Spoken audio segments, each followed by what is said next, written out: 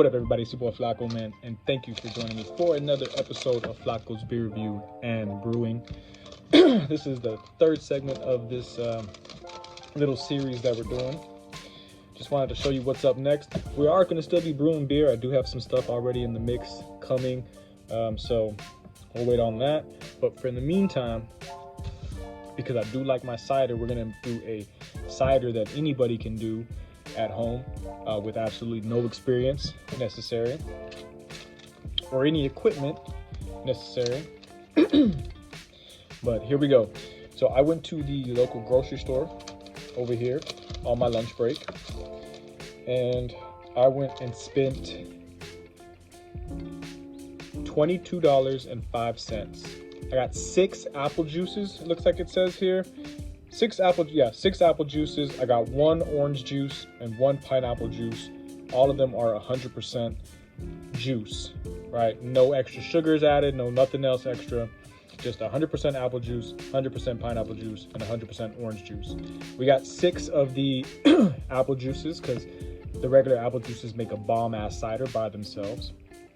We also got a orange juice to add a little bit of that juiciness and stuff to it, and also that's going to do the same thing with the pineapple, add a little bit of juiciness and aroma to it. I did this long ago. I mixed regular apple juice with pineapple juice and orange juice, and it came out tasting somewhat like a IPA towards the end when everything was done. It even had the look and appearance of an IPA, but it really wasn't. It was a cider, which is why I'm doing it again. So again, $22.05, and we're gonna make a 4-gallon batch here.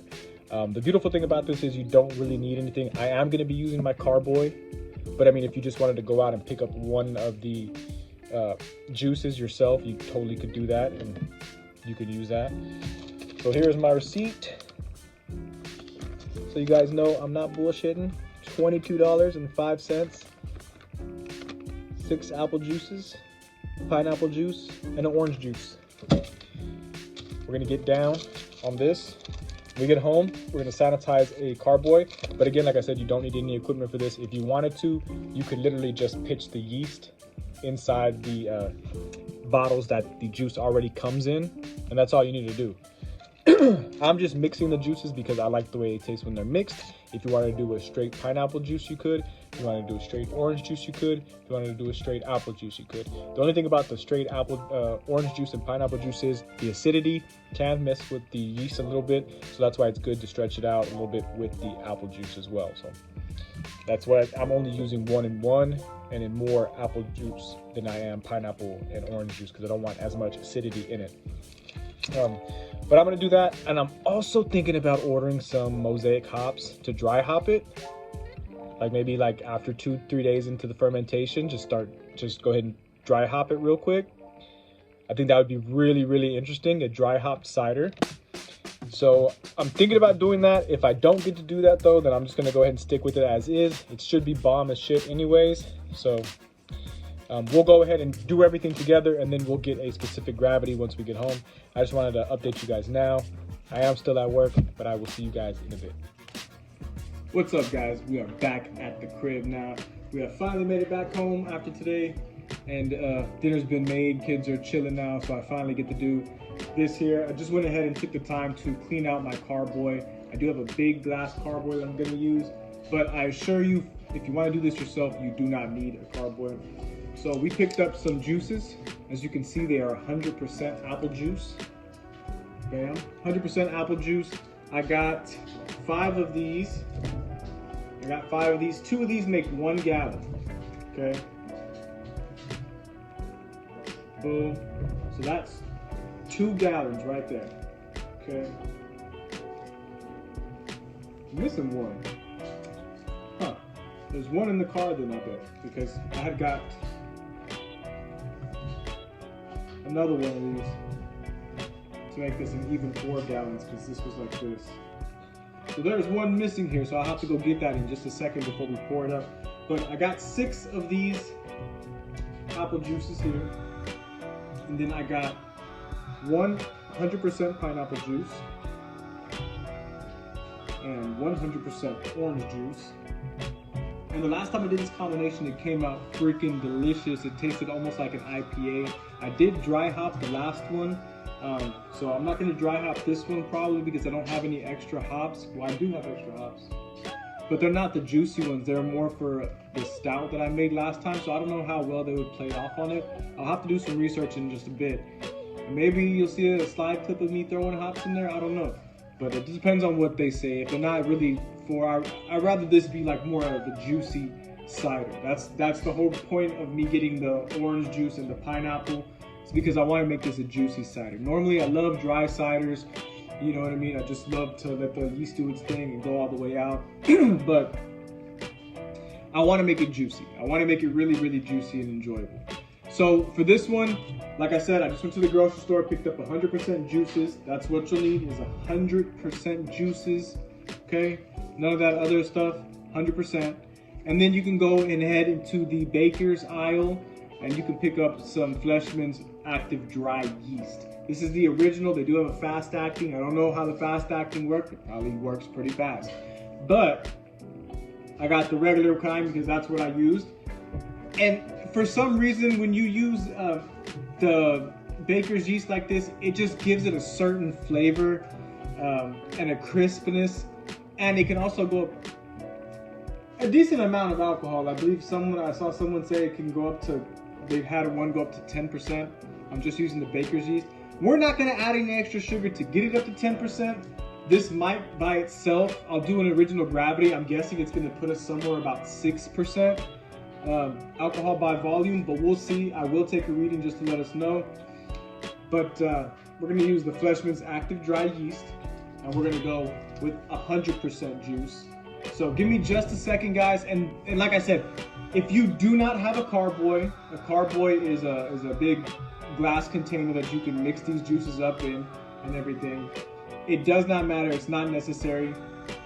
If you just had one of these and you had one of these, you can make alcohol. All you do is you would open this up, pour a cup out, at least a cup, pour a cup out, have yourself a cup of normal orange juice, and then just go ahead and open up your yeast and pitch a little bit of yeast in there. And then you're gonna close the lid back up, but you're not gonna put it on all the way tight. You're gonna leave it just a little bit loose. That way the CO2 can escape from it, okay? And then after it escapes, after you leave it sitting in a dark place, that's ideally, you know, a warm, dark place, maybe like somewhere between 65 or 70. If you can get it up to 80 degrees, they love it. But anywhere between there, and you just leave that lid on loose, the CO2 will escape, you won't have a bomb. If you put it on tight, you will have a bomb. That motherfucker will explode because the CO2 pressure in that thing will tank up, you know what I mean? But yeah, you leave it loose, and then after 5 days, 6 days, whenever you stop noticing the bubbles start floating to the top, I'll show you guys, you'll see it in this video. Whenever you stop noticing the bubbles float to the top, you're done. And then at that point, you can either drink it dry. It's already ready for you to drink. It'll be like a really dry cider, really not that sweet. You might have that apple crisp taste to it, but it'll be more like a winey type of cider, a flat, uncarbonated thing. If you wanted to, then at that point, you can transfer it into bottles, and I will show you guys how to do that too. You can transfer it into bottles and individually carbonate it. Or you can buy these little droplets, I'll post them here. And you can get those from the homebrew stores, or you can even order them on Amazon. And you can just pop one of those into the bottle, put a little bit of your cider in there, close it up with the cap, and leave it for another 5 days. And then whatever leftover yeast is inside your bottle will eat up that sugar. And that sugar is not enough to blow up your bottle, but it is enough to decarbonate your bottle. So they'll eat up that sugar, the CO2 will try to escape, but the pressure will not be great enough to break off your cap or bust your bottle. So it'll just reverse the CO2 back into your alcoholic drink, and it'll mix in there and get it all, the molecules will bind together, and then, you know, they'll force their way into each other, and that's how you carbonate your drink. And then when you crack it open, you get the nice little escape of the CO2 from the water because it's breaking free. and you get the little fizzlies, and that's what it is. Science, baby. But let me go get the other one, and then we'll get to it, because this has been 6 minutes of me talking. Be right back. All right, guys, I just went to the car, and I got the last of the juice. So let's go ahead and get started. Before we get started though, just wanted to mention that everything does have to be sanitized, guys. Everything that you do from this point on, this stuff is clean. The stuff in your bottle is pasteurized, made for, you know, human consumption. So it's safe. It's good as is. Like I said, you can skip the sanitization part if you're just gonna take one of these and one of these and do this. And I'll show another video on how to do that, because it's super simple. So you get one of these, and just dead, boom, all good. But if you're gonna do what I'm gonna do, and you're gonna use one of these big old glass carboys here, and you're gonna make you a big old batch for $20. Actually, you know what? I thought about it. It came out to like, what did I say, $20, $21.05 or some shit like that. It was actually cheaper than that, because I actually bought a C4 energy drink, and that was like $3.90 something or $2 something. So that's like $3. So if you think about it, it's only like $19 for all of these. You know what I mean? This I bought on a separate occasion. If you were to buy this too, it'd probably be like 99 cents per packet on top of that, you know, whatever. But if you're gonna use one of these glass carboys, you need to have some of this, some Star Sand. This stuff, a little bit goes a long way. You just literally get a little bit, dump it inside dump it inside here, spray the inside of the carboy, get some water in there, mix it up nice and good, and that by itself sanitizes this. And this is safe to consume, though. You don't want to just be drinking it though, you know what I mean? But it's okay if you have a little bit of residual shit left over whenever you clean it. Turn it upside down, spray it out, get all as much as you can out, and then that is ready for you to use. And I am also sanitizing my little airlock here. This will keep the CO2 to be able to release from the inside of here, so it doesn't cause an explosion. It'll let the CO2 out, but it will not let any oxygen back in. That's an important piece, guys. You can get those from Amazon, or you can get those from the local homebrew store. SoCo Homebrew has them. I think they're like $1.60, so they're really not expensive. And then you also will need a little butt stop it like this, and that's to plug up the top of the carboy there. And you know what I mean? And this is bonus stuff. If you wanted to, you can get you a little hydrometer here like this, and this will tell you your alcohol by volume, your specific gravity, and your potential alcohol by volume. You'll have to do some calculations with what it is minus what the final gravity is to get your alcohol by volume. But that's always good to know. But if you're just brewing brewing one of these for at home, and you don't give a shit about how strong it is, you know what I mean, then you don't have to buy that. That's unnecessary. If you just want some alcohol to drink on a good day, this is how you do it. Okay, so we're gonna get our baker's yeast. We're gonna set that to the side. We got our nice carboy here that's nice and cleaned out. We're gonna go ahead and start off and just start dumping some of this juice inside here. You know what? And I think I'm gonna go get a little stopper here just to be clean about it. Oh, I got it right here. Never mind, it's right here. Bam. And we're gonna dip this. See, this is gonna interact with our beer or our juice and stuff. So we're gonna dip this in our little sanitization thing. It's gotta be sanitized. Everything that's gonna come in contact with your stuff needs to be sanitized, including your fingers. So it might be a bad idea for you to dip your fingers in there and do all that. So I'm dipping this in there just like that and turning it all around. Bam. Nice and soaked. I'm gonna put that on the top, just like that. And then we're gonna get our juice and start pouring. And it's okay if you get a lot of air in this juice. You want there to be a lot of air in there when you first start with this. So here we go. First I'm going in. This might be a little bit longer of a process, so I will speed up the video for you guys.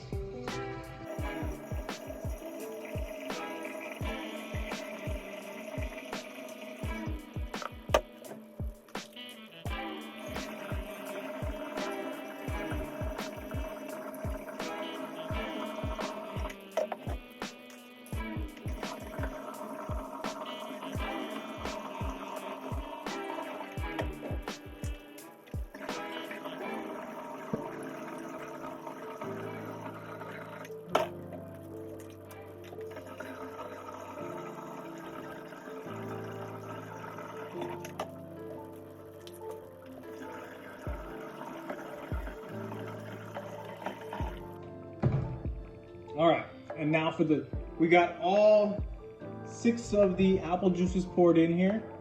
Right about here would be 5 gallons. So we're gonna try to get this here, at least up to here. Probably not though, but we're gonna have 4 gallons for sure. So this is the pineapple and the apple juice going in. I mean, the pineapple and the orange going in now. As you can see, the apple juice is a nice beer color already, but we're gonna make it juicy. First one going in is the orange juice, baby. Here we go. I'm getting pretty good at pouring these, man. I got it down.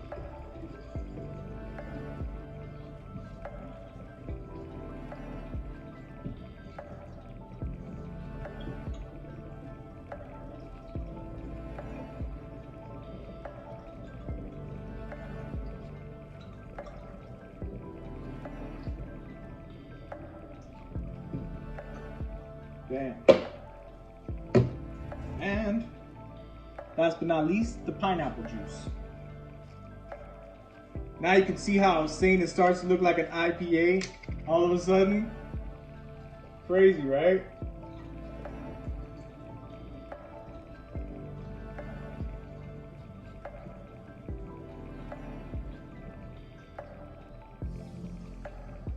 Like a fucking juicy IPA.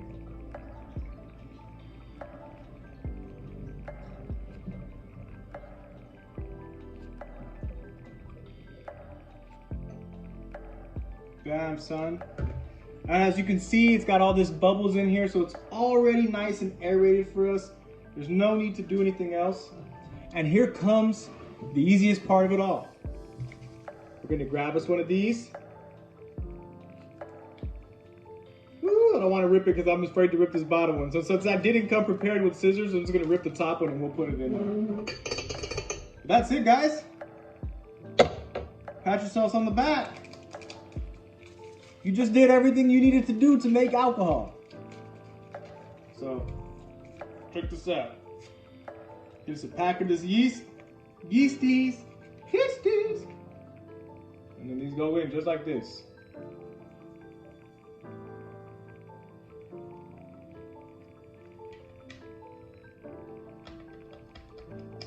And you know what? Since this is a big old batch, let's just go ahead and do the other pack too.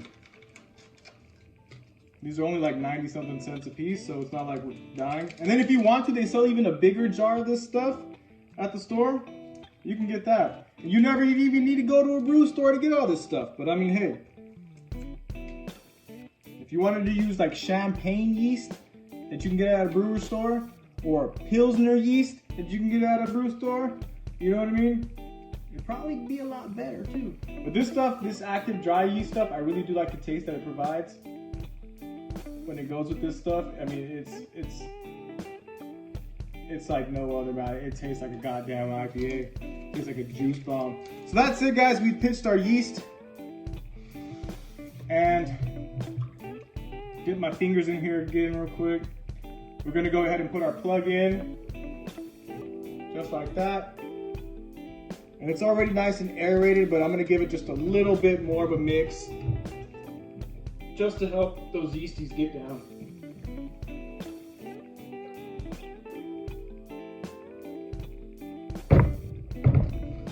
All right. Probably do a little bit more.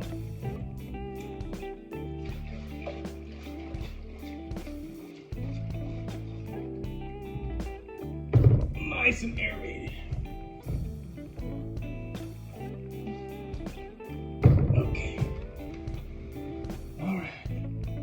So we're good. We got that mixed up. We're gonna get this. This has been filling up with a little bit of clean water.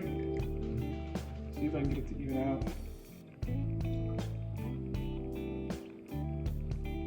Past the max fill line. There it is. Bam. And you put it right in there. Still a little past fill.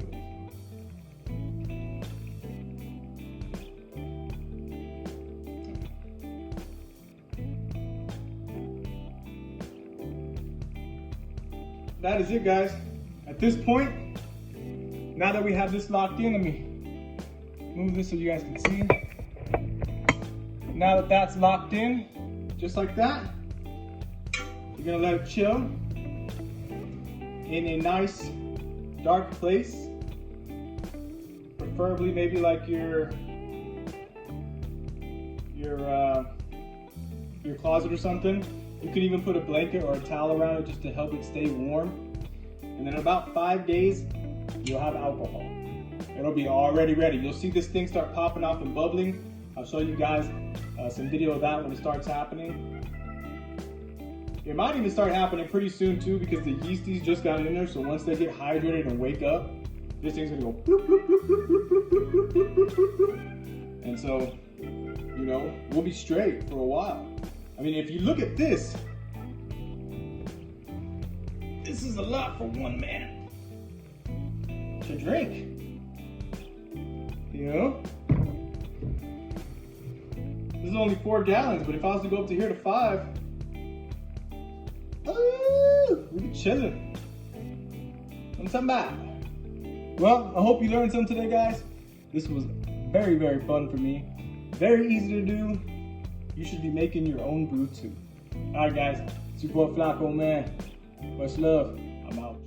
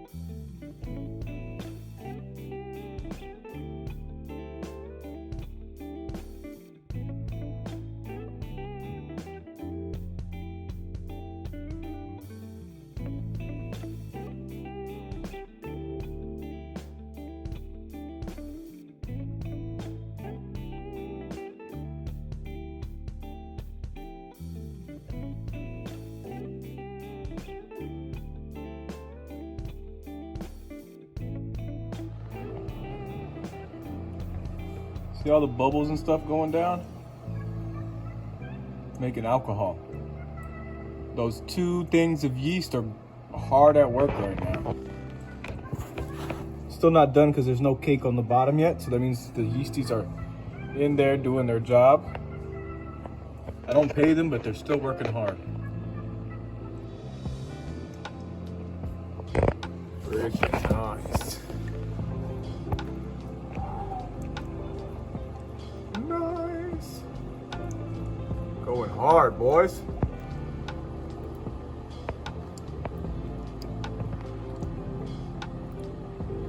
It's going.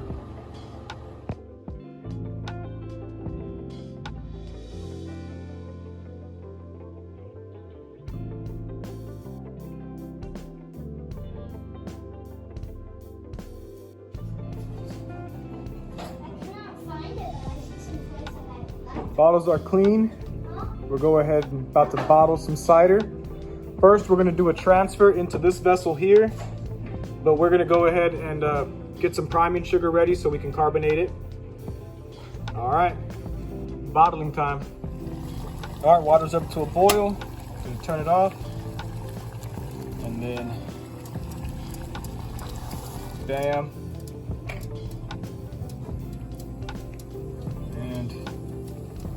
Bam. 3 ounces, since we got 3 gallons of cider. Whip that up. Get that to dissolve.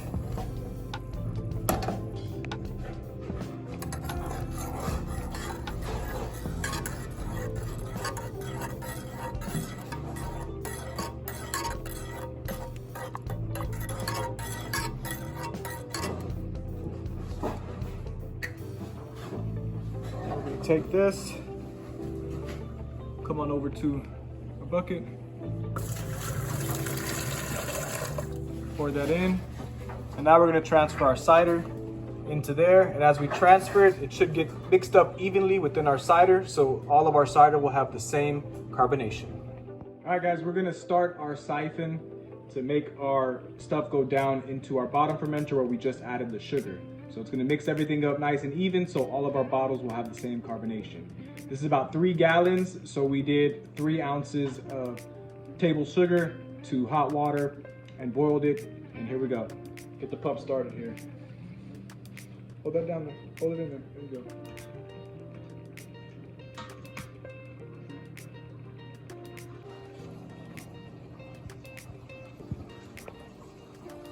Put it all the way in there. Don't let it, put it to the side so that way it's not making air.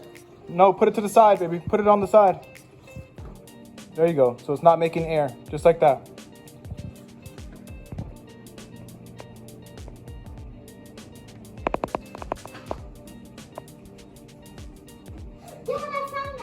We're going. And it's mixing up nice and even. My assistant left me. Went to go dig in the toy box.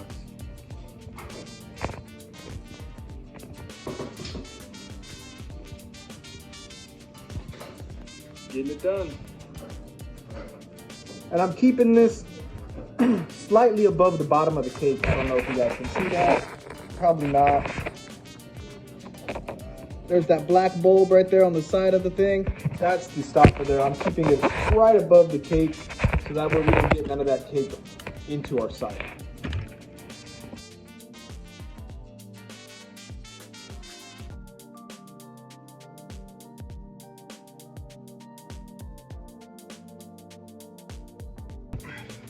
All right, guys, we now moved everything into this bottom fermenter here. And we're gonna go ahead and, since the sugar's mixed up and they're nice and good now, time to start bottling. So I'm gonna get set up and we'll get ready. Here we go, bottle time.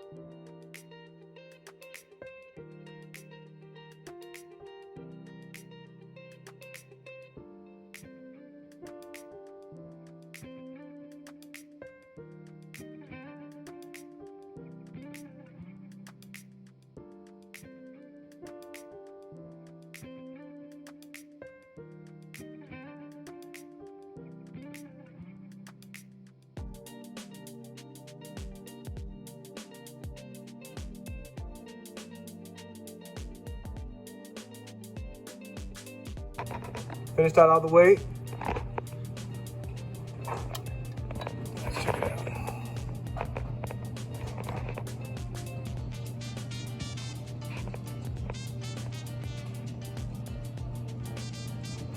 .01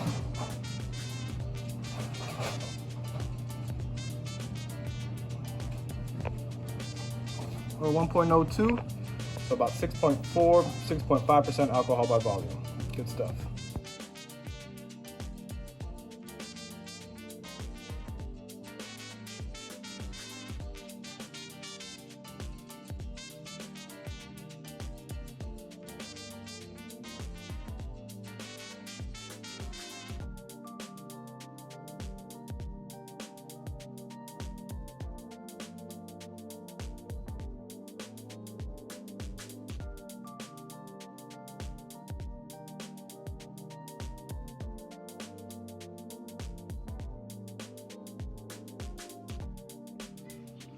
All right, guys, that is it. That is the cider.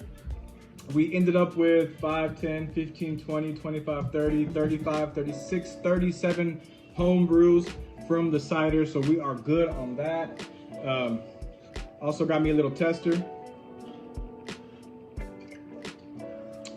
It's delicious. Can't wait to see what it tastes like when it's carbonated. It's gonna be really, really different.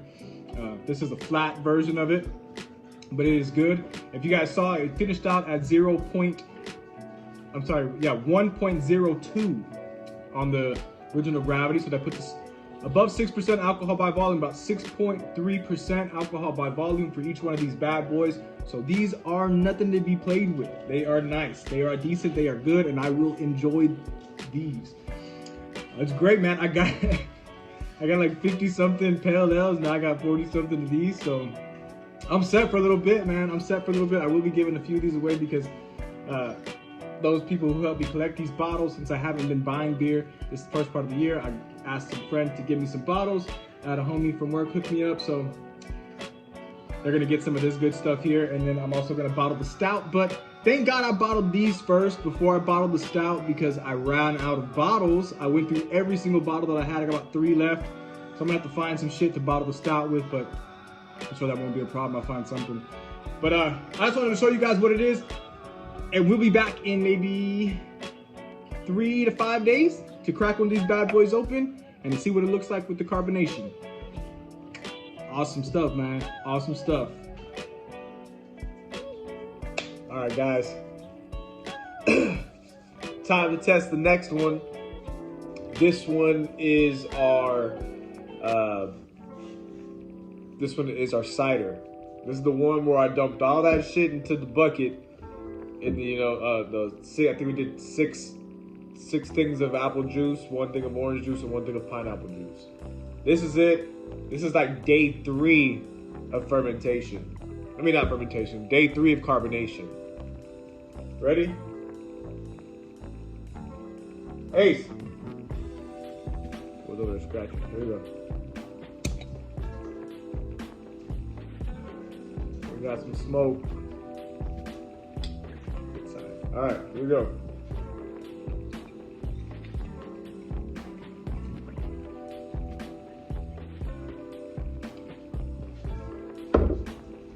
There we go. Look at that. Nice. 3 days of carbonation, so it probably could have went a little bit longer, but I got plenty of them, so I'm gonna try them on day 3, day 4, day 5, day 6, and day 7. So it's gonna be, it's gonna be me. This is me. This is what we do homebrew for, because you can do that. You can do that. You can try it whenever. So do that. Cheers, guys.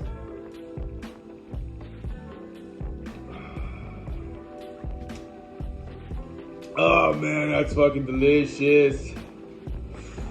That's so much better than just a regular apple cider. Like, you know what I'm saying? When you do the regular apple juice, it's fine. It tastes great as is. But when you throw some pineapple juice and some orange juice in there too, oh my God. It tastes like a goddamn, almost like a mimosa type of thing.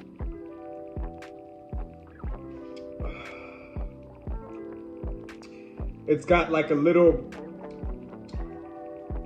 it's like a sweetness about it, like almost a grapefruit type of, not grapefruit, but a grape type of thing to it. But you definitely taste the pineapple, you definitely taste the orange. That apple's kind of lost in the juiciness of those two other things though. The only thing I will say that I do regret not doing with this one is dry hopping it. That's the only thing that I regret not doing. Maybe, because I know it would be way better. Because it's good now, it's great now. Like, I'm definitely gonna make this again. Like, I'm definitely, like, maybe next payday or something, I'll probably go buy some more juice to make this again. Because this is great. But I have a lot of bottles of it right now. You guys saw how many bottles I got of this one. But definitely want to dry hop it. I think I'm gonna go, Ace, I think I'm gonna go and get some Cascade hops and do a dry hop with him on it on the next one. So, and you know what I'm saying, with these, they're already, like I said, they're ready to go whenever you just have the juice and just dump it in there, and you can start dry hopping it from day one. You know what I mean? But I think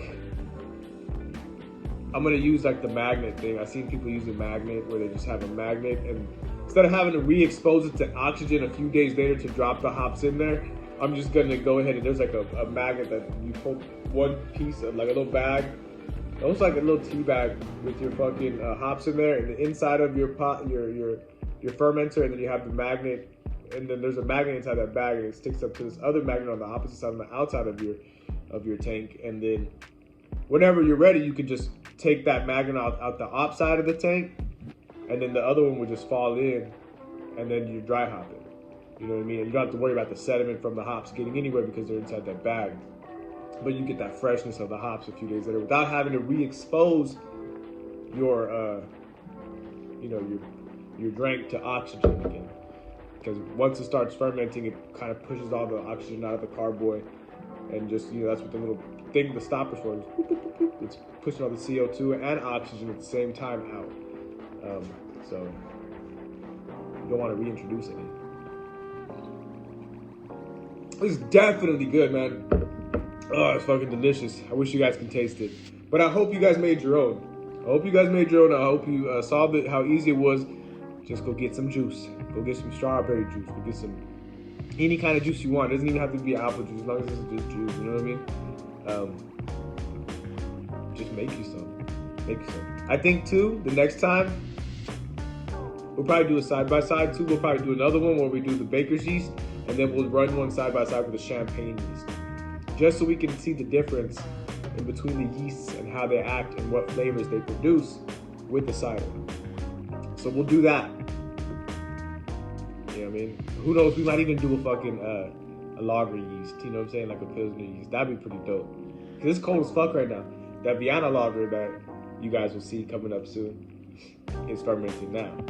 I'm talking to you guys from the future. That stuff's already happened. But you haven't seen it yet, but you will. But yeah, y'all stay tuned, man. Plenty of good shit coming. Plenty more brewing. Ooh, we're making good shit. Cheers, guys. Much love. More Flacco. And I'm out. Gotta go watch wrestling and enjoy the rest of my home brews. Cheers. All right, guys. It's been about a few weeks since we brewed this. This is towards the end of this now. This is the cider.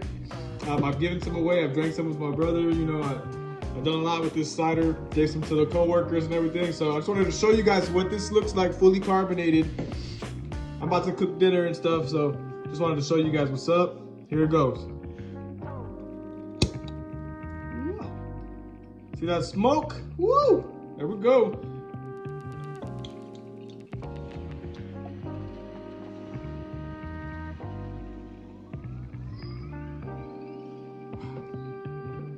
That's our cider. Look at that. She's beautiful. She's got a murkiness to it. I got a little bit of the yeast in there when I poured it in. I tried not to get it in there, but I got a little bit in there, but oh well. It's still very, very good. She gets off those aromas of the pineapple and the orange in there. The bready yeast gives it a little bit of a bready smell. You can definitely smell that. Like a little funk, but smells good to me. Cheers. Definitely, oh, I don't know if you guys can see that or not, but let me see if I can get the focus. No, probably not. Oh well, it's very, very, very, very carbonated, man. Very carbonated.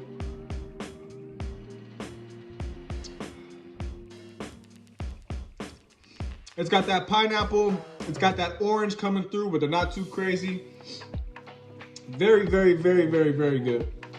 I think next time I'm gonna do this though, I'm gonna add some dry hops to it, just to bring out that more juicy flavor to it, because I think the acidity of the pineapple and orange juice by themselves kind of just gives it a dull kind of flavor. Not the best cider I've made, but it's still a good cider. It's still very sessionable, very sippable. Very good for what it was, made with bread yeast. The next one we're gonna do, we're probably gonna repeat the recipe, but we're gonna dry hop it. And instead of using bread yeast, we'll use champagne yeast. And I'll show you guys the big difference between the bread yeast and the champagne yeast. The champagne yeast tends to produce a much, much clearer product than the bread yeast. All right, guys, that's it. I just wanted to show you that. Gotta get cooking. Cheers. Hopefully yours turned out just as great as mine. Much love. We'll see you guys later. Happy brewing.